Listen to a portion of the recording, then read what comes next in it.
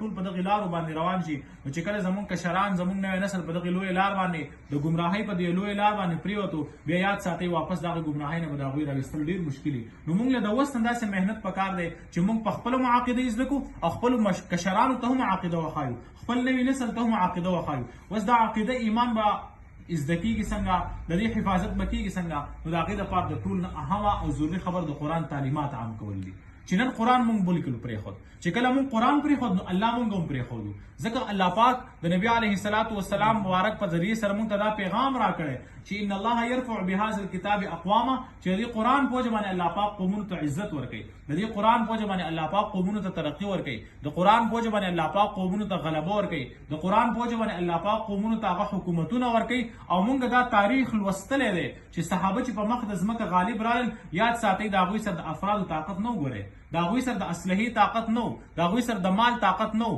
د هغوی سره د تیلو خزانې نه وي، نو د هغوی په هغه علاقو کې په هغه زمانه کې د تیلو هغه کویانو، نو د هغوی سره د سرو زرو خزانې وي، بلکې د هغوی سره د ایمان طاقت و، د ایمان قوت وسره، د ایمان یو لوی دولت وسره. د هغه ایمان په دولت باندې هغوی په ټوله دنیا باندې حکومت وکړو، ټوله دنیا لوی طاقتونو ته شکست ورکړو. صحابه به 314 کوزېدل، 1000 ته به شکست ورکړو. 60 صحابه به میدان د جهاد ته کوزېدل، 60,000 ته به شکست ورکړو.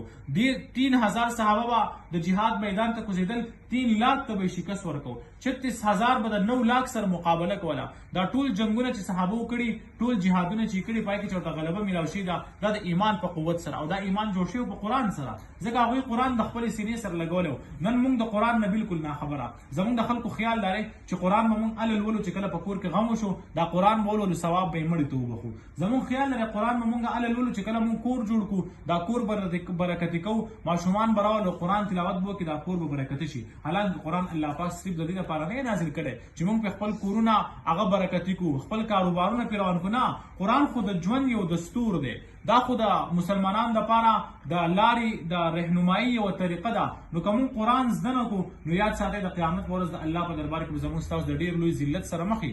ځکه نبي علیه الصلاة والسلام مبارک به د الله په دربار کې درخواست کوي چې خدای دا هغه خلکو چې دې خلکو قرآن پرېښودو، نو که موږ قرآن پرېښودو نو څنګه چې زموږ په دنیا کې د ذلت سره مخ دی، دقه شان د قیامت په هغه لویه ورځ به زموږ ته هم ډېره لویه ناکامي راورسي. نو موږ کوشش وکړو چې محله په محله، دیره په دیره باندې د قرآن درسونه جوړ کړو.